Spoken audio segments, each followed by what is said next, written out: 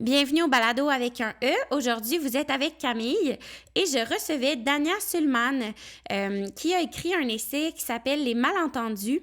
Puis on a discuté ensemble de son essai et des réconciliations qui peuvent se faire entre la foi et le féminisme, qui sont parfois perçus en société comme ne pouvant pas aller ensemble.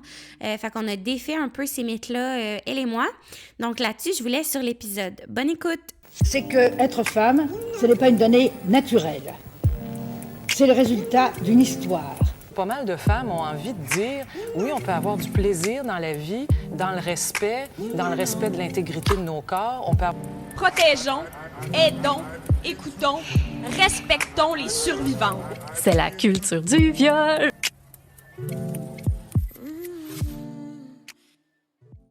Donc, bienvenue, Dania. Merci beaucoup d'avoir accepté l'invitation. Merci à toi. Écoute, avant, je voulais t'introduire un peu, c'est ça, comment j'avais entendu parler de toi. Je t'avais vu passer au balado de J du Temple il y a quelques années. Ouais.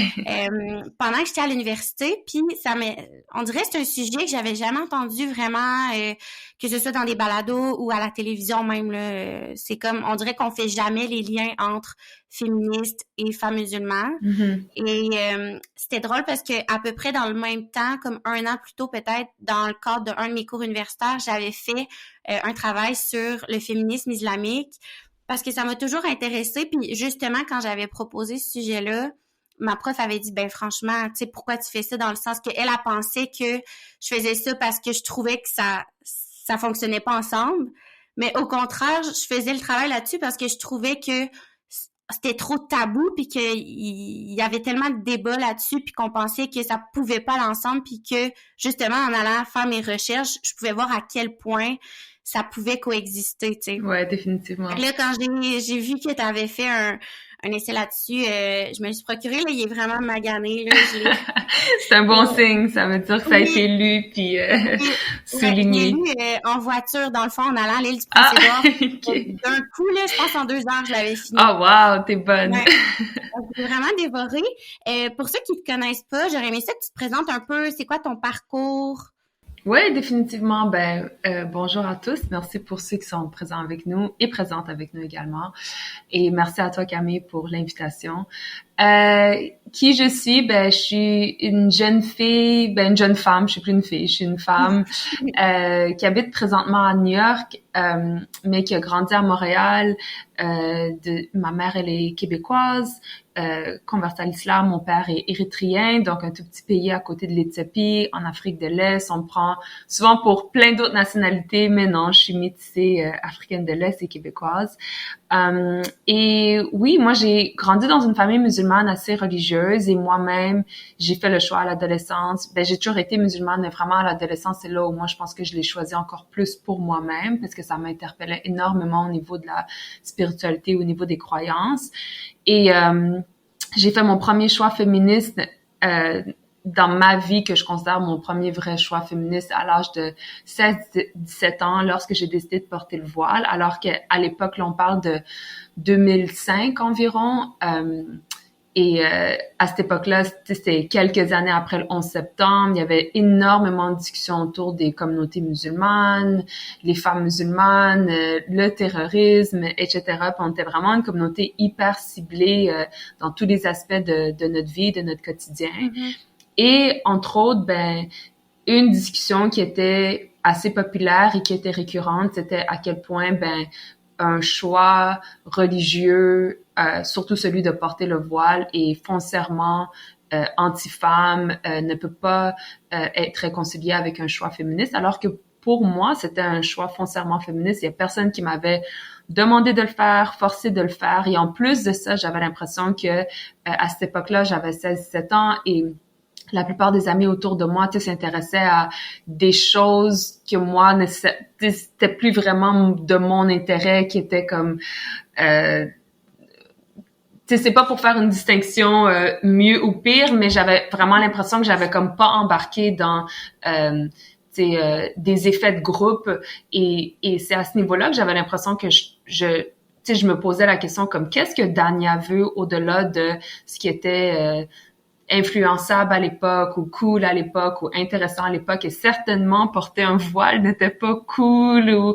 intéressant, même que tu te mettais peut-être un peu à l'écart, mais ceux qui te connaissent et tu sais, restaient amis avec moi. Fait que c'est dans ce sens-là que j'avais l'impression que je m'affirmais entièrement dans mon identité et dans ce que Dania voulait. Pour moi, je pense que c'est ça, le féminisme, c'est quand une femme décide pour elle-même les termes de sa vie, de ses intérêts, que la société considère ça louable ou pas, en fait. Donc, c'était mon premier choix féministe. Et là, avec le temps, j'ai un rapport qui a évolué avec la religion.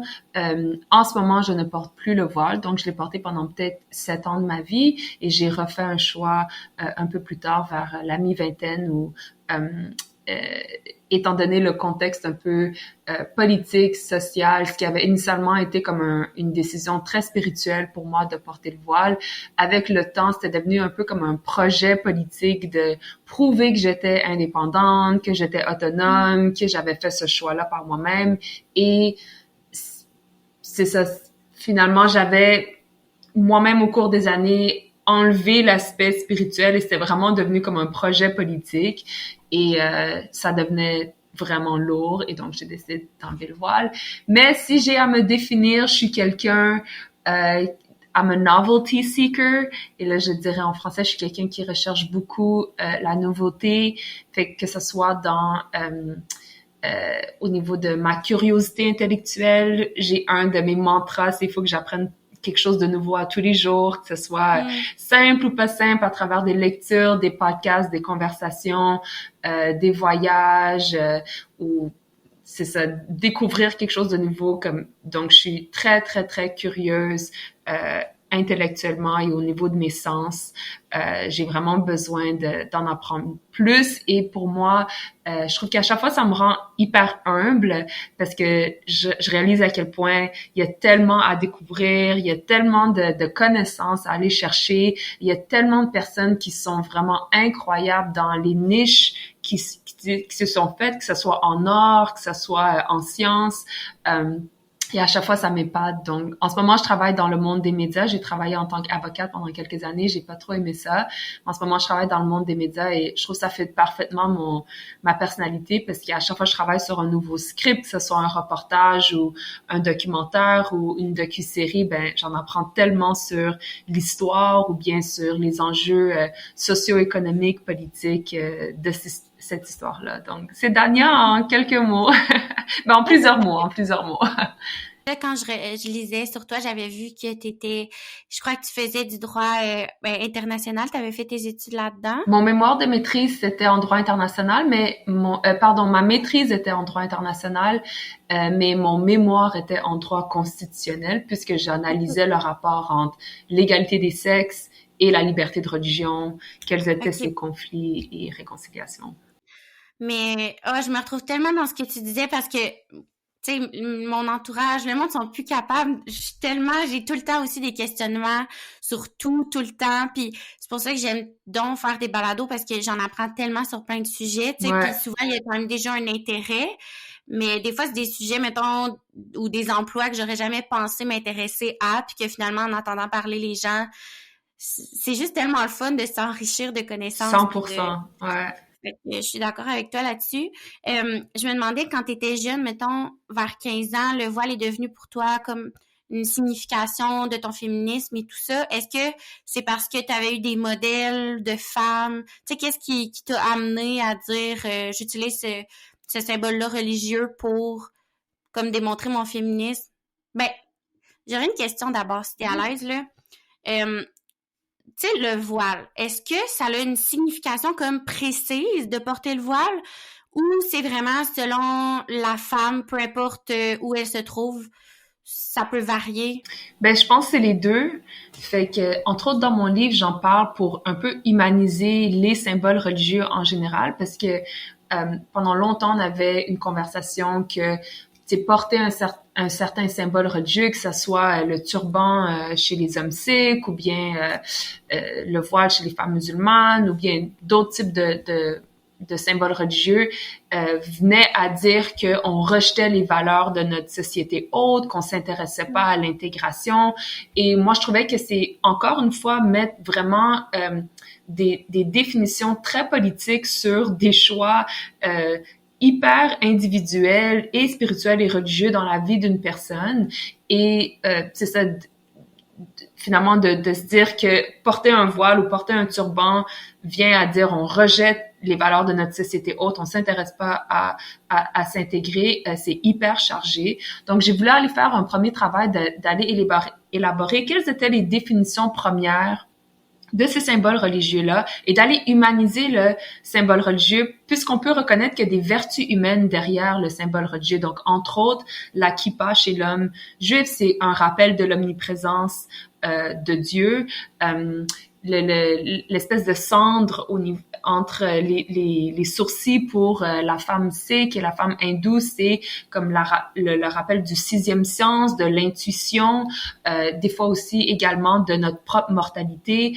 Et la femme musulmane, porter le voile, c'est un rappel d'humilité et d'être humble, en fait, et de modestie. Donc ça, c'est les premières définitions que les religions peuvent donner à un symbole religieux. Souvent, c'est d'aller perfectionner une vertu humaine, soit d'humilité, de rappel de notre mortalité, de notre intuition, de l'omniprésence de Dieu, ou bien le kirpan chez la communauté sikh, il me semble, c'est comme un petit couteau qui est comme emballé, qui porte au niveau de la ceinture. Ça, c'est un rappel de la sécurité que tu dois t'offrir à ta communauté quand il y a des personnes qui sont vulnérables ou qui sont en danger. Donc, encore une fois, des vertus humaines qu'on essaie d'adopter et de perfectionner dans notre vie de tous les jours. Et les symboles, c'est un rappel de cette vertu que tu as décidé d'intégrer dans ta propre vie. Donc, ça, c'est des premières définitions. Mais pour revenir à ta question, oui, d'une part, il y a ce que les religions proposent comme définition du symbole religieux, mais au courant d'une vie, une personne peut aussi avoir sa propre définition d'un symbole religieux. Et dans le cas de le hijab, qui est le voile islamique chez les femmes musulmanes, ça peut être autant un symbole de modestie, d'humilité, c'est ça, de vouloir être modeste dans la vie, tout comme ça peut être pour certaines femmes un rejet de les dictats des standards de beauté que être belle veut dire s'habiller d'une telle manière, de porter des talons, de porter une jupe, de porter ci, de porter ça. Tout comme il y a des femmes de nos jours qui se laissent, qui veulent plus gérer leur pilosité. Et encore une fois, c'est un rejet de, comme certains standards qu'on a imposés sur les femmes. Qu'est-ce que veut dire être belle. Donc, il y a des femmes qui portent le voile, entre autres, pour rejeter ces standards-là. Il y en a d'autres qui le portent parce que il y a un confort à vouloir se protéger, tout comme pas toutes les femmes aiment porter des décolletés, certaines aiment porter comme quelque chose d'un peu plus couvert. Donc, il y a aussi par préférence vestimentaire. Il y en a d'autres aussi que c'est par projet politique. Donc, si on parle de certains pays comme la Tunisie, où pendant certaines années, c'était très découragé pour les femmes de le porter. Le gouvernement était assez publiquement contre certaines pratiques de l'islam. Ben, il y a des femmes qui, par opposition à cette position politique-là, le portaient. Donc, encore une fois, les raisons pour lesquelles une femme, par la suite, peut faire un choix de porter un symbole religieux, dont le voile, peut varier selon ton contexte familial, culturel, politique, social. Donc, je pense que les deux peuvent coexister, autant ce que une religion propose comme étant une définition du symbole religieux, et par la suite, ce que une femme décide d'en faire dans sa propre vie. Ouais, je trouve ça intéressant parce que autant que je crois que la Tunisie, justement, avait comme beaucoup tendu vers des valeurs athées là, dans les dernières années, mais je trouve ça intéressant de voir que, mettons, des femmes là-bas ont utilisé le voile comme moyen de pression pour comme revendiquer leurs droits à la religion, alors que dans d'autres pays en guerre présentement, les femmes revendiquent aussi, pas revendiquent, mais dénoncent le fait de pouvoir aussi choisir de ne pas porter Absolument. le voile. Comme en Iran, par exemple, et sans nécessairement s'attarder à ces pays-là, parce que je préfère toujours rester dans le contexte du Québec et du Canada, mais c'est ce qui se passe en Iran, et je pense que les deux luttes sont valides. Et je pense que si on a à résumer l'archétype de cette lutte-là, c'est de ces luttes-là, c'est de laisser le choix aux femmes de porter ce qu'elles veulent, point à la ligne, sans en imposer, que ce soit un État théocratique qui veut imposer un symbole religieux ou un État laïque, anti-religion qui veut enlever le droit à une femme de faire ce choix-là.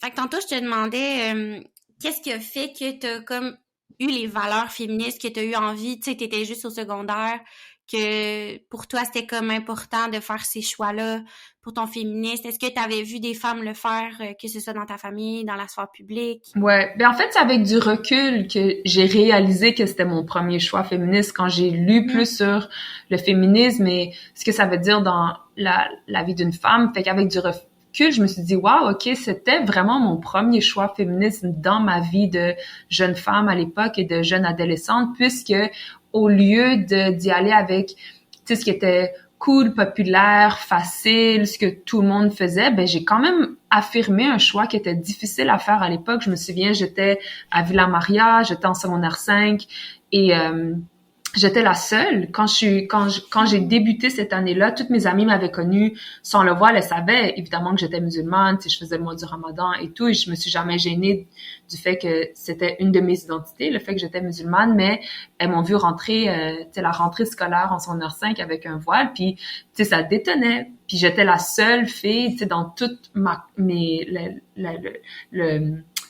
la classe de 2005 là en secondaire 5 qu'il portait, fait que tu sais c'est un peu c'est sûr que je me sentais des fois comme un peu pas en opposition, mais je voyais très bien que je faisais un choix autre.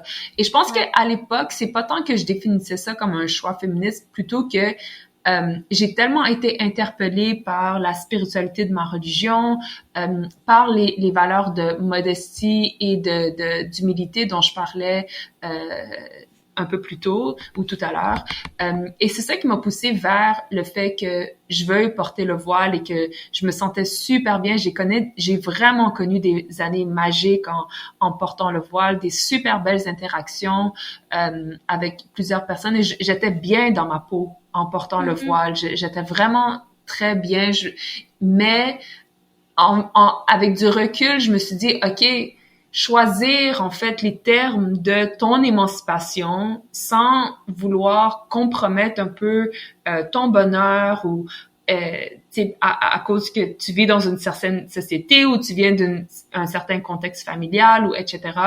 Eh bien, c'est un choix féministe. Fait que c'est avec du recul que j'ai réalisé que c'était un choix féministe. Et pour revenir à ta question, est-ce que j'ai eu des influences? C'est sûr que ma mère le portait, fait que mais ma tante qui est également convertie à l'islam ne le porte pas, fait que j'avais des exemples devant moi de des femmes musulmanes qui le portaient et ne le portaient pas, et même également dans mon côté érythréen où là toute la famille elle est musulmane, j'avais des tantes qui le portaient, d'autres qui ne le portaient pas, il y avait différents degrés de religiosité.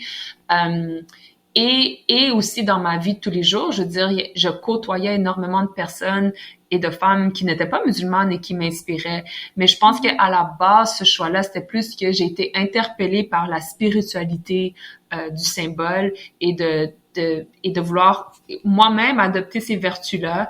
Et à cette époque-là, je le faisais à travers le port du voile islamique, le hijab, en fait.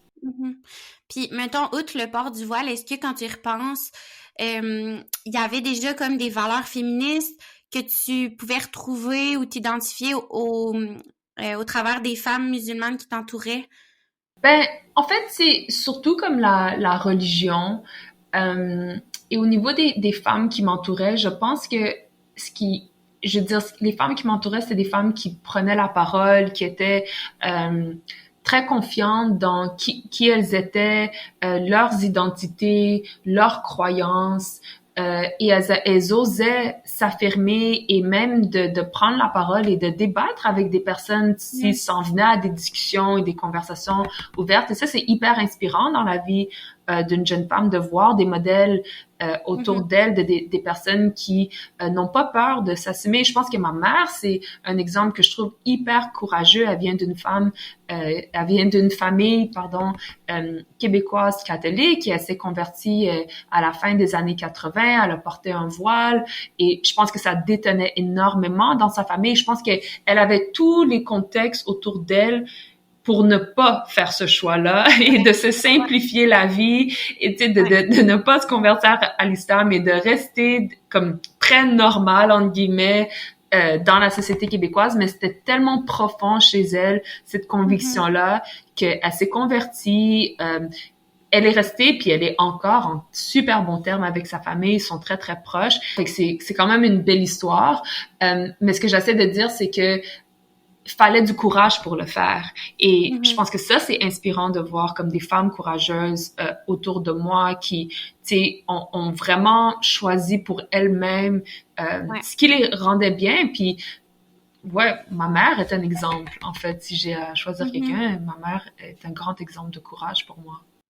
Ben oui, honnêtement, je trouve c'est fou parce que surtout si en plus on recule, ben c'est sûr qu'il n'y avait pas encore eu le 11 septembre tout ça, mais quand même, je pense qu'il y avait quand même peut-être certains stéréotypes là, dans la société québécoise, même en 80 là, fait que tu sais, ça doit quand même être venu avec une part de jugement de certaines personnes, puis fait que c'est quand même ouais, je trouve ça beau, puis je comprends pourquoi ça t'a inspiré aussi. De jugement et d'incompréhension. Pourquoi tu voudrais faire ce choix-là, tu sais. Ouais. Mais souvent, ce qui est dommage, c'est que cette incompréhension-là vient pas avec la curiosité ou la volonté de comprendre, tu sais. Fait que dans le sens où c'est préférable, c'est plus facile des fois pour les gens de juste mettre de côté certaines personnes à cause de certains choix, au lieu de aller de l'avant puis être curieux de comprendre ces choix-là, puis de... Mais tout ce qui est de l'inconnu, des fois, c'est ça fait peur un peu aux gens. Ouais. Mais en fait, ton livre, ben, est-ce que c'est un essai? Oui, c'est un essai. OK. Ça s'appelle Les Malentendus. Puis en fait, tu dis foi et féministe, des droits réconciliables.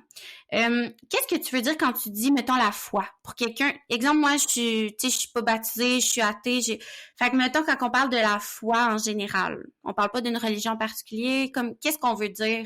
Ben, la foi, à mon avis, c'est de croire. Donc, on peut avoir foi en soi, je crois en moi, foi en les autres et en l'humanité. Je fais confiance aux autres et en l'humanité, ou je fais confiance que les gens veulent mon meilleur intérêt. Et je pense que la foi dans ce contexte-ci, c'est de faire confiance à Dieu. Donc, on fait confiance à Dieu que il y a des choses qui sont en dehors de notre contrôle. Donc, c'est sûr qu'on essaie de faire les meilleurs choix pour nous. On les fait pas toujours et c'est la leçon, évidemment. Mais il y a beaucoup de choses qui sont en dehors de notre contrôle. Et quand ça arrive, c'est avoir confiance que, personnellement pour moi, du moins dans ma vie, c'est de faire confiance à Dieu que OK, peut-être c'est une impasse qui est difficile, mais je fais confiance que ça va aller mieux. Je fais confiance qu'en ce moment, peut-être mon niveau de patience est mis à épreuve, mais j'essaie de voir look forward to the brighter day, par exemple. Et je pense que c'est ça, la foi pour moi, c'est d'avoir vraiment une confiance absolue en Dieu et dans notre vie, en sachant que on n'est pas du tout en contrôle de tout et de tout ce qui se passe dans notre vie et de tous les éléments dans notre vie, que ce soit notre santé, nos emplois, notre famille, notre sécurité même. Un accident peut arriver en l'espace de quelques secondes. C'est ça pour moi la foi. Et après la religion, je pense que c'est comme un degré qui est un peu plus différent. C'est une proposition, parce que je pense que plusieurs personnes peuvent avoir la foi en Dieu, cette confiance absolue en Dieu, sans nécessairement adopter un cadre religieux. Et je pense que le cadre religieux, c'est une proposition qui dit si tu veux renforcer cette foi-ci, si tu veux renforcer ta relation envers Dieu, si tu veux renforcer aussi une communauté de partage, que cette même confiance-là, les religions, en fait, proposent des rituels, d'autres croyances. Donc, disons, moi, je connais évidemment un peu plus l'islam. il y a le Ramadan qui s'apprête à commencer dans 2 jours. Et ça, c'est un énorme mois dans lequel non seulement on jeûne et ça nous ramène dans cette espèce de... ça renforce cette relation avec Dieu, mais également ça... Je veux dire, il y a tellement de choses qu'on remet en perspective, comme we're grateful, comme on apprécie énormément plus l'accès à la nourriture qu'on a et ça favorise encore plus des dynamiques familiales où là forcément on se retrouve toujours en groupe pour rompre le jeûne ensemble et là ensuite pendant le mois du Ramadan c'est encore plus suggéré d'aller faire des prières à la mosquée. Donc là, on se retrouve en groupe en train de faire des prières ensemble. Donc, je pense que c'est une communauté de partage à travers la religion. Mais la foi, pour revenir à ta question, pour moi, c'est une confiance en Dieu, tout comme on peut avoir foi en soi. Donc, on se fait confiance ou foi en les autres. On a confiance aux autres. Mais dans un contexte spirituel religieux, c'est vraiment d'avoir confiance à l'être suprême, Dieu. Et évidemment, chacun a son propre terme pour ça, donc pas tout le monde appelle ça Dieu, mais pour moi, c'est Dieu. Puis pourquoi, mettons, tu trouvais que c'était pertinent de... Parce que, tu sais, dans le sens que tu dis que c'est des droits réconciliables. Ouais. Fait que j'imagine que... tu vas me le dire, mais pourquoi tu as écrit cet essai-là? Pourquoi... Est-ce que ça venait de, justement, tu voyais qu'il y avait une certaine pensée comme quoi ça pouvait pas être connexe ou que ça pouvait pas faire partie de l'identité d'une personne d'avoir autant la foi que les valeurs féministes qui prônent, tu sais, la place de la femme, puis l'équité, surtout l'égalité entre les sexes? Oui, 100%. Puis c'est une proposition que le Québec fait, entre autres avec la loi 21 qui dit que il y a foncièrement un rapport d'opposition entre la religion, les religions et le féminisme ou le droit des femmes ou l'émancipation des femmes. Et c'est quelque chose que, surtout avec la crise des accommodements raisonnables en 2008-2009, qui a ensuite donné lieu à la commission Bouchard-Taylor, qui s'est promenée un peu partout au Québec. Et là, on a vraiment eu le pouls de la société québécoise au niveau de ces enjeux-là des accommodements religieux. Puis une des discussions qui revenait, c'est pourquoi accommoder des requêtes religieuses qui vont à l'encontre de nos principes d'égalité hommes-femmes. Donc, il y a eu quelques exemples qui ont été ressortis, entre autres, la communauté hassidique d'Outremont qui avait demandé au YMCA de givrer leurs vitres pour que les hommes ne voient pas les femmes, qu'ils étaient en pleine séance d'entraînement. Donc ça, c'est un exemple parmi plusieurs autres qui est revenu pour montrer cette espèce de pourquoi on devrait même faire cette accommodation. Il y a rien de mal à ce qu'une femme puisse s'entraîner publiquement et je suis d'accord. Mais ce raisonnement a amplifié, il a vraiment comme explosé sur la scène provinciale et là on s'est retrouvé en 2013-2014 avec le Parti québécois qui a proposé la Charte des valeurs québécoises, entre autres. On repartait sur cette même discussion-là de tension irréconciliable entre ces deux droits-là et jusqu'à aboutir en 2019, 2021, oh mon Dieu. OK, 2019, oui. En 2019, avec la loi 21 que la CAQ a adoptée, qui dit que finalement, pour certaines professions, une personne n'a pas le droit de porter un symbole religieux, mais dans le cas des enseignantes, du moins, ça c'est beaucoup plus les femmes musulmanes et je pourrais revenir sur ça un peu plus tard dans l'entrevue. Mais bref, pour revenir à ta première question qui est pourquoi choisir des droits réconciliables dans mon titre, c'est parce que évidemment, ça fait 15 ans, voire plus de 15 ans, mais certainement depuis tout le débat de la Charte des valeurs québécoises en 2013, où il y avait des juristes à l'époque qui parlaient de tension irréconciliable entre ces deux droits-là. Et moi, je me reconnaissais tout simplement pas dans ce discours-là, puisque moi-même, j'avais considéré que j'avais fait un choix religieux plus jeune dans ma vie et j'ai jamais senti que c'était un frein à mes principes d'égalité ou que soudainement, là, je croyais au patriarcat ou à des postures paternalistes ou que un homme doit nécessairement prendre soin de moi.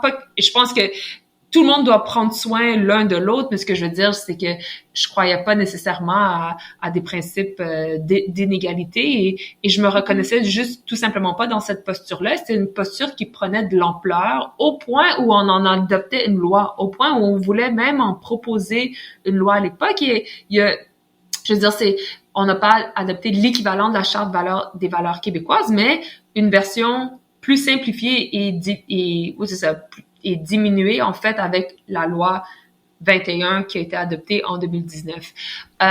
Donc, c'est ça. Donc, moi, je me suis dit, si ça, c'est le terme buzz, les tensions irréconciliables, moi, je vais m'intéresser aux réconciliations possibles. Donc, et je dis possible parce que j'omets pas le fait que oui, il peut y avoir des tensions entre ces deux droits-là ou entre la religion et le féminisme. On va pas se cacher que les religions, au niveau depuis des millénaires, oui, a mis en place des institutions, ont favorisé des interprétations des textes sacrés dans lesquels on renvoyait aux hommes et aux femmes des rôles très genrés. La femme est à la maison, l'homme est à l'extérieur, la femme s'occupe de ci, l'homme s'occupe de ça. La femme ne peut pas être comme chef d'une entreprise, chef d'une ci, chef d'une ça. Donc, c'est pas pour omettre cette réalité, elle existe entièrement et c'est pour ça que je disais possible parce que je reconnais cette réalité-là que oui, il peut y avoir une confrontation entre religion et féminisme et il y en a eu dans le passé, il y en a certainement encore aujourd'hui. Mais quand je parle de réconciliation possible, c'est que la religion, tout comme tout dans notre société n'est pas statique, elle est dynamique elle aussi. Donc, si on était capable de réformer les espaces politiques pour qu'ils soient plus inclusifs des femmes ou même les espaces académiques où il y a tellement d'espaces qui étaient avant exclusivement destinés aux hommes, mais qu'on a pu réformer ces espaces-là, pourquoi on serait pas capable de ce même travail-là dans les espaces religieux? Surtout que certaines religions avaient pour principe premier des principes très, à mon avis, féministes pour les femmes de leur communauté, mais il y a eu soit des relectures avec le temps. Donc, un exemple que je mentionne, entre autres, c'est qu'à la base de ce qu'on m'a enseigné, du moins, la Bible était initialement été écrite au féminin et au masculin, mais c'était des moines qui, quand ils retranscrivaient la Bible, ont commencé à trouver que c'était trop long, toujours inclure croyant, croyante. Ça, c'est un il et elle. Et donc, ils ont voulu faire le choix plus simple d'enlever le féminin en se disant, le masculin englobe le féminin. Et là, tout d'un coup, a une version de la Bible où tout est au masculin. Donc, les femmes se sentent moins incluses dans les récits bibliques ou dans les narrations bibliques. Et entre autres, il y a eu une dame chrétienne qui, elle a tout fait ce même travail-là, mais l'a écrit au féminin juste pour montrer à quel point ça a des conséquences indélébiles de décider d'enlever tout le féminin d'une retranscription biblique. Enfin bref, je mentionne tout ça pour dire que ça a été le choix que j'ai fait puisque je me reconnaissais pas dans le terme tension irréconciliable, j'ai voulu aller proposer quels sont les angles ou quels sont les croisements où il peut y avoir une réconciliation possible entre religion et féminisme. Ouais, puis je pense, j'avais lu aussi que, beaucoup de femmes musulmanes, surtout au Maroc, avaient fait cette relecture-là du Coran avec comme une autre interprétation. Puis, dans ce que tu dis, puis même dans ton livre, je veux dire, t'abordes plusieurs religions. Puis je veux dire, les inégalités entre les sexes, c'est pas juste dans l'islam, là, on s'entend, là. Ouais. Fait que, moi, ma question, là, en fait, c'est pourquoi il y a cette pensée-là au Québec, là, entre autres. Moi, j'ai l'impression, en tout cas, là, que les femmes musulmanes ne peuvent pas être féministes, tu sais, puis que pourquoi? Parce que là, il y a un symbole religieux peut-être plus présent qui est le voile. On entendait beaucoup parler, exemple, un peu là, le white savior qui, comme mettons certaines féministes occidentales qui sous le prétexte du féminisme, veulent sauver les femmes musulmanes, qui devraient pouvoir s'émanciper, retirer le voile et tout ça. Ça vient de où tout ça, le fait de penser que cette religion-là et le féminisme ne peuvent pas aller ensemble. Mais je pense qu'il faut, à mon avis, revenir au contexte historique du Québec, qui est la Révolution tranquille. Évidemment, c'est super bien documenté que l'Église catholique a vraiment eu une emprise sur les familles québécoises pendant très, très longtemps. Elles incitaient fortement les femmes québécoises à avoir de larges familles. Donc, par exemple, ma grand-mère a eu 13 enfants, ma grand-mère québécoise catholique, et je veux dire, je pense qu'elle était... elle a jamais dit que c'était un prêtre qui est venu lui dire d'avoir autant d'enfants, mais je veux dire, c'était fortement encouragé. Donc, je pense que avec du temps, les femmes ont voulu s'affranchir de ce micromanaging que l'Église catholique avait sur leur corps, sur leur bien-être, sur la manière dont, c'est ça, de leur rôle également dans une société, dans une famille, etc. Est venu avec ça, entre autres, comme un rejet des religions, puisque si ça, c'était le vécu que les Québécois ont eu avec l'Église catholique, pourquoi ça devrait être différent ailleurs? Donc, forcément, ça doit être le même vécu ailleurs dans le monde que les religions tentent de micromanager les femmes, les renvoyer à des rôles genrés également, mais c'est pas le cas. Pas toutes les religions sont pareilles, primo. Ouais, puis même au sein d'une même religion, je veux dire, il y a quand même des individus, tu sais, il y a des individus qui vont faire des choses que d'autres cautionneront pas dans la même religion. Oui, 100%. Et également ça. Mais bon, est venue la Révolution tranquille où on a voulu vraiment faire comme la séparation Église-État et que l'Église ait beaucoup moins d'emprise sur les Québécois, les Québécoises, les familles québécoises également. Mais en même temps qu'il y avait la Révolution tranquille, pas longtemps après, le Québec a connu des vagues d'immigration assez fortes dans lesquelles les gens arrivaient avec leurs pratiques religieuses, et leur vécu religieux qui était très différent de ce que les Québécoises et Québécois ont connu. Certains, certainement, ont fait le choix d'abandonner leur religion une fois arrivés au Québec, mais d'autres restaient convaincus, ils voulaient continuer à pratiquer leur foi. Toute religion confuse, dont également des catholiques qui venaient de certains pays africains qui, pour eux, avaient pas nécessairement eu ce même rapport-là, et donc ça restait un rapport assez positif et dans leur vie. Et donc, je pense que de toutes les religions, évidemment, l'islam, les femmes portent un symbole religieux qui est très visible parce qu'il se porte sur la tête versus une croix qui peut se porter en dessous d'un chandail ou d'autres ou le kirpan qu'on pourrait par exemple cacher.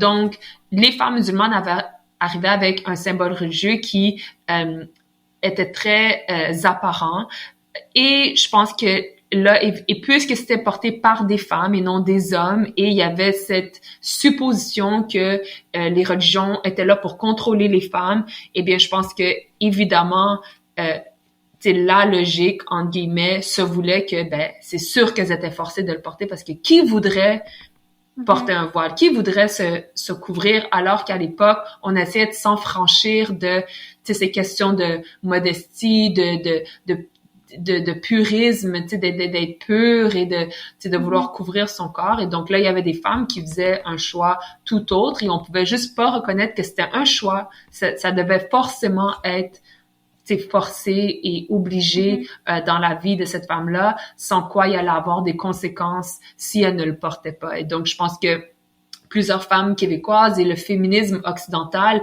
pouvaient pas reconnaître ces deux positions-là. Et c'est là que moi, je trouve que le féminisme postcolonial est tellement intéressant, parce qu'il permet à plusieurs réalités multiples de coexister en même temps. Donc, certainement, pour une femme, s'affranchir de la religion, ça a été l'effet le plus émancipateur dans sa vie, et on reconnaît que ce récit narratif existe et il est valide, tout comme une autre femme qui, elle, décide de suivre ses croyances religieuses et personnelles, elle retrouve son émancipation dans ces termes-là, et c'est autant valide que la première. Et c'est là où moi je trouve que le féminisme postcolonial est intéressant, parce qu'il ne suppose pas qu'il y a une seule lutte féministe. Donc la lutte pour par exemple, le droit de vote ou la lutte contre la religion ou la lutte qui est très occidentale. Donc, ça reconnaît que des femmes, dans d'autres contextes, leurs luttes vont être différentes, par exemple. Ouais. Puis, tu sais, je vais parler, mettons, moi, là, ce que j'ai entendu souvent aussi, c'est comme quoi, justement, ces femmes-là, tu sais, c'est leur conjoint qui décide tout, puis souvent, c'est associé parce que elles portent le voile, puis je pense que tu as bien déconstruit tout ça, mais autant que, je veux dire, une femme qui porte pas le voile, puis qui est pas croyante ou pratiquante, pourrait, mettons, vivre la violence conjugale, être super isolée, puis en tout cas, j'essaie juste de faire un genre de parallèle comme quoi c'est pas parce que là, il y a un signe religieux puis qu'il y a de la violence conjugale qu'il y a un lien logique. Ouais, 100%.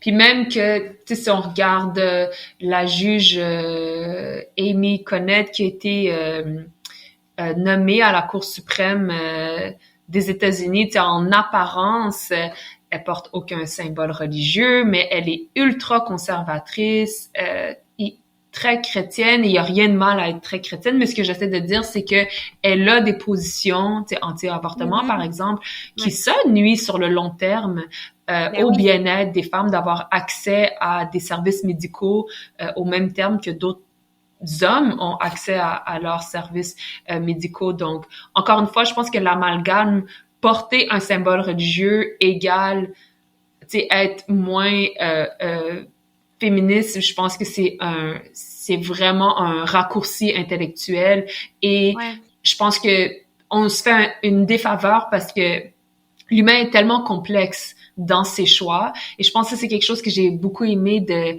la professeure Francine Pelletier. Là, je sais pas si je me souviens de son premier nom parfaitement. Désolée à la professeure, mais c'est elle qui proposait en fait qu'on sorte un peu de cette binarité juridique qui est celle que c'est soit que tu as un consentement libre et éclairé et pur de ton choix religieux, ou bien tu as été forcé de le faire. Alors que il y a aucun choix dans notre vie, incluant le choix religieux, dans lequel c'est soit dans le consentement pur, libre, sans aucune influence, ou bien un parent, un conjoint, quelqu'un dans ta vie t'a forcé de faire ce choix-là. Donc, tout comme tous les choix dans notre vie, qui est soit devenir végétarien, ou soit faire plus d'exercice, ou soit rentrer dans une certaine profession, et influencé par nos contextes politiques, social, familial, culturel, également celui du choix religieux, entre autres dans la vie d'une femme musulmane, celui de porter le voile islamique, le hijab, je sais pas si tu as suivi un peu là, la politique là, dans les derniers mois au Québec puis tout ça, mais tu sais, je trouve que le fait de ne pas accepter un peu, entre guillemets, qu'il peut y exister de l'islamophobie au Québec, ou de ne pas mentionner finalement que l'intersectionnalité fait pas partie du féminisme au Québec. Je trouve que ça va encore plus à l'encontre de ce qu'on veut pour le futur, puis pour les femmes justement qui portent le voile, qui sont des femmes immigrantes.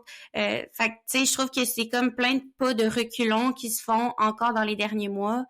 Puis c'est ça, c'est un petit peu décourageant tout ça.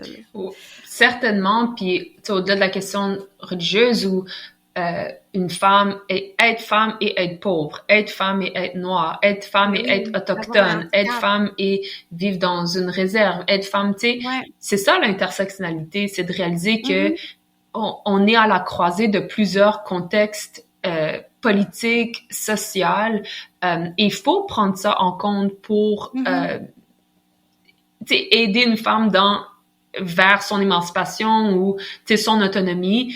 Et encore une fois, c'est là où le féminisme occidental a été hyper critiqué par des femmes racialisées, parce que ça prenait pas du tout en compte leur contexte, ou ça supposait que leur contexte devait être le même que les femmes blanches occidentales, etc. Et c'était absolument pas le cas. Il y a tu sais, tantôt tu parlais loi 21 puis accommodement raisonnable, tout ça. Il y a dans le fond, dans ton livre, là, tu présentes vraiment, puis c'est ça que je trouve intéressant, parce que moi, je m'y connais pas beaucoup en droit, puis je trouve que tu le vulgarises bien, là, tu présentes plein d'exemples de justement de droit, là, je sais pas si on peut dire de situation juridique, là. Puis il y en a une que j'aurais aimé juste que tu abordes brièvement pour démontrer le genre d'exemple que ça peut apporter. Puis en plus, c'est en lien avec les violences sexuelles. Donc ça m'a touchée particulièrement, là. C'est le cas de la reine versus NS. C'est une femme, là, j'imagine que tu sais son nom? Non, puisque c'est en droit criminel, son nom a été... Okay. C'est ça, c'est pour préserver son identité, en fait. Fait que c'est ses initiales, mais je ne connais pas son nom, et tant mieux, évidemment. Oui, ça, pour moi, c'est un exemple super intéressant et triste également, et vous allez comprendre pourquoi. C'est le cas d'une dame de la Colombie-Britannique, si ma mémoire est bonne, du moins ou en Ontario, pardon. En tout cas, du moins pas au Québec, dans l'ouest du pays, qui, elle, a porté plainte pour agression sexuelle, que son oncle et son cousin l'auraient agressé sexuellement. Et non seulement elle a dénoncé son oncle et son cousin, mais son cas a été judiciarisé. Si on s'y connaît, surtout depuis le MeToo, les statistiques d'un cas qui se voit judiciarisé sont tellement minimes, donc qu'une femme ait le courage de dénoncer, mais qu'une fois la dénonciation faite, elle maintienne la dénonciation, et là, ça se rend jusqu'à la cour. Déjà là, on est rendu comme dans des statistiques, je veux dire, hyper minimes. Donc, elle était rendue à ce stade-là où ils étaient à la cour, et je dois préciser que cette dame-là, NS, portait le niqab. Et le niqab, c'est un symbole religieux musulman assez fortement contesté même dans les communautés musulmanes, puisqu'il n'est pas du tout adopté à la majorité par les femmes. Et plusieurs femmes et hommes sont contre, en fait, le port du niqab, puisqu'il couvre le visage entièrement, sauf les yeux. Mais cette dame-là le portait. Et aussi, moi, j'ai déjà connu des femmes, c'est intéressant puisque pendant très longtemps, moi aussi, j'avais comme une réaction assez hypodermique quand je voyais une femme porter le niqab, et je lui demandais pourquoi elle le portait, puis elle disait, c'est drôle, elle dit, mon mari est contre, mon père est contre, parce que ça les fait passer comme, tu sais, les conservateurs qui auraient opposé à leur femme, alors que c'est pas du tout le cas. Fait que des fois, ils sont même gênés, tu sais, qu'on marche ensemble, parce qu'ils savent le stéréotype qu'ensuite eux reçoivent en tant qu'hommes musulmans. Ouais. Enfin bref, ça c'est juste une parenthèse, mais bref. Cette femme-là, NS, portait le niqab, donc visage complètement couvert, autre que les yeux. Et une fois rendu à la cour, il y a eu la question constitutionnelle entre le droit à un témoignage, en fait le droit à ce que l'accusé puisse avoir accès au niveau des témoignages, à ce que la femme puisse témoigner à visage découvert, parce finalement, on se disait que pour pouvoir discerner la vérité du témoignage, il faut que ça soit fait à visage découvert, comme ça l'est toujours fait, en fait, surtout à la cour. Et cette femme-là qui a dit non, moi c'est ma liberté de religion de pouvoir porter mon niqab, et je me sens bien avec mon niqab. Et donc cette question-là entre le droit à un procès équitable pour monsieur versus liberté de religion de madame est montée jusqu'à la Cour suprême. Et la Cour suprême, au lieu de vraiment se pencher sur la question genrée de cette question-là, il y a juste eu la juge Abella qui a eu une décision dissidente dans laquelle elle a vu cette question-là comme les problèmes d'agression sexuelle, c'est tellement un problème qui est vécu par les femmes qu'on devrait offrir des espaces alternatifs pour les femmes de pouvoir témoigner à la cour sans que ce soit comme le cadre normatif qui est celui de témoigner devant ton agresseur à visage découvert, par exemple, qu'elle a dit, il faut respecter le droit de madame de pouvoir continuer à porter son symbole religieux, ici le niqab. Par contre, la majorité de la cour, elle, au lieu de se pencher soit en faveur ou en défaveur de la liberté de religion de la femme, eux, en fait, ils ont émis deux questions que le juge de la première instance devait répondre, à savoir, est-ce que vraiment ça l'enfreint au au droit constitutionnel de monsieur d'avoir accès à un procès équitable. Donc, ils n'ont pas vraiment répondu à la question, à mon avis. Je pense qu'ils n'ont pas voulu se mettre trop les pieds dans les plats. En fait, bref, ils ont juste comme énuméré 2 questions que le juge de la première instance devait répondre. Et là, le juge de la première instance, lorsqu'il a rendu son jugement en répondant à ces questions-là, il en est venu à la conclusion que madame devait enlever son niqab si elle devait témoigner contre son agresseur. Et puisque ça l'a rendu tellement inconfortable de devoir le faire, madame a retiré sa plainte. Et c'est là où moi je trouve que il y a tellement eu une occasion manquée à ce que la Cour suprême, au lieu de voir ça comme une question pure de liberté de religion et de droit constitutionnel qui were butting heads, de voir ça comme une occasion d'aller réitérer à quel point c'est important pour la Cour d'avoir une sensibilité envers un enjeu qui est tellement typiquement féminin, qui est celui des agressions sexuelles, puisqu'on est tellement au fait des statistiques qui sont que c'est hyper difficile pour une femme de judiciariser son cas. Et même une fois judiciarisé, est-ce que même il va y avoir un jugement de culpabilité? Et même s'il y a un jugement de culpabilité, c'est quoi la sentence? Donc, ça a été une occasion raté. Et aussi, en analysant ce jugement-là, on en vient à la conclusion que madame, entre autres, ce qu'elle dit, en d'autres mots, elle dit « sans le niqab, je ne trouve pas cette force intérieure et cette conviction et ce courage de dénoncer mon agresseur et d'être capable, en même temps, de témoigner à la cour en présence de mon agresseur. Et si vous me forcez d'enlever ce symbole religieux qui me donne ce courage et cette force intérieure-là, eh bien, moi, je retire ma plainte. Et c'est ce qui s'est passé. Et je pense que c'est là où souvent, si le discours populaire veut que un symbole religieux, surtout le niqab ou le hijab ou whatever, impose un certain mode de vie aux femmes ou les renvoie à des rôles secondaires, eh bien ça c'est la preuve que un symbole religieux est venu donner un courage incroyable à une femme de faire un choix qui est de dénoncer un agresseur dont on sait que même les femmes qui sont pas religieuses ou qui portent pas de symboles religieux ont de la difficulté à faire parce que c'est un choix qui est tellement difficile dans la vie d'une femme. Souvent, on veut même oublier que cet épisode est même arrivé dans nos vies. Et donc, non seulement elle a décidé de confronter cet épisode traumatisant dans sa vie, mais elle est prête à même judiciariser son cas, mais elle est en train de dire à la cour, si vous m'enlevez ce symbole religieux qui me donne ce courage-là, moi, je retire ma plainte et c'est ce qui s'est passé. Donc, c'est là où moi, ça a été un exemple hyper fort en lisant ce cas-là et même en l'incluant dans ma vie qui, à mon avis, vient défaire tous ces arguments-là de religion égale antiféminisme. Religion, symbole religieux veut nécessairement dire qu'on relègue les femmes à un rôle secondaire alors que c'est tout autre. Un choix religieux peut vraiment venir donner une force intérieure et un courage et un désir d'émancipation et un désir que justice soit rendue dans la vie d'une femme. Mm-hmm. Honnêtement, c'est tellement fâchant. Je sais plus c'était en quelle année, mais je me questionne. Ben, j'espère que, tu sais, là, il y a des projets, il y a des projets pilotes, tout ça, dans plusieurs villes du Québec pour des tribunaux spécialisés pour les agressions sexuelles.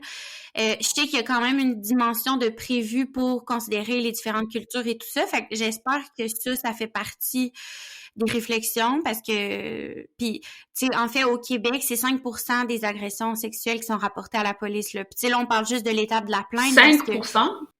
Oui. Wow. Puis, tu sais, pour travailler là-dedans, ben, j'ai une belle pyramide, là, qui démontre vraiment, à chaque étape, le nombre diminue, mais que, au final, des dossiers vraiment que le DPCP va dire, on s'en va en cours avec ça. Ben là, tu coupes encore beaucoup de cas là-dedans, là, parce que, tu sais, t'as travaillé en droit, tu dois savoir, mais tu sais, je veux dire, les procureurs, quand on pas assez d'éléments de preuve, puis c'est souvent le cas dans les cas d'agression sexuelle. Exactement. N'amèneront pas le dossier en cours. Fait que oui, c'est vraiment, vraiment frustrant. Autre, mettons, cette histoire-là qui démontre justement à quel point le symbole religieux peut être justement comme un véhicule de force puis de courage. Suite, mettons, à tes lectures et tout ça, c'est quoi que t'as vraiment de quelle façon tu as vu que ça pouvait être réconciliable finalement, la foi et le féminisme? C'est quoi les liens finalement qu'on peut faire ou qui peuvent être positifs puis participer à l'émancipation des femmes? Ben certainement, entre autres, plusieurs femmes religieuses, féministes dans les dernières années, mais bien au-delà de juste dans les dernières années, ont fait un travail de relecture et de réinterprétation des textes sacrés dans lequel finalement on s'affranchissait de des rôles genrés dans lesquels les religions auraient pu mettre les femmes. Donc ça, c'est en premier temps. En deuxième temps, c'est de reconnaître tout simplement, comme je disais un peu plus tôt, que chaque femme a le droit au propre terme de son émancipation. Donc, une femme, en fait, n'a pas à prouver pourquoi elle choisit la religion. Elle choisit la religion tout simplement et on doit lui faire confiance que elle le fait pour son bien-être mental, spirituel, physique, etc., et que ça lui ramène du bonheur et de la joie dans sa vie et non le contraire. Et donc, je pense qu'il y a un exercice aussi de faire confiance et de ne pas infantiliser les femmes qui font un choix religieux. Je pense que c'est souvent ça qui se passe dans nos sociétés, qu'on délégitimise ce choix-là et même le travail de des femmes religieuses qui font des relectures de des textes sacrés. Et donc, ce qui est un peu aberrant, c'est que on a légitimé tout le travail de plein de féministes qui ont été faire un travail soit dans les espaces académiques, les espaces politiques, la musique, le MeToo.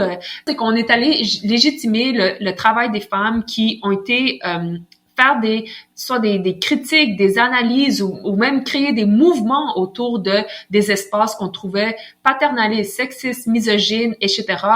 Au point où même en ce moment, le travail qui a été toujours considéré comme le travail le plus difficile dans la vie d'une femme, qui est celle d'être une travailleuse de sexe, même ça, on est prêt à revoir ça et à savoir, est-ce qu'une femme peut décider d'être travailleuse de sexe dans des termes dans lesquels elle est en sécurité, elle est bien et elle le choisit pour elle-même, sans proxénète, etc.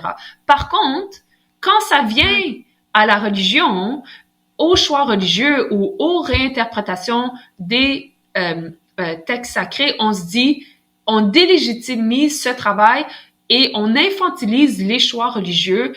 Et c'est comme si on relègue seulement à la religion un espace qui est impossible de changer, qui est complètement statique. Et je pense que c'est là où je pense qu'un travail premier en tant que féministe occidentale, c'est de croire les femmes, point à la ligne, et de leur faire confiance dans ce qu'elle nous dit être bien pour leur vie, même si nous, on ferait jamais ce même choix-là et que on considère qu'il serait peut-être nocif dans notre vie.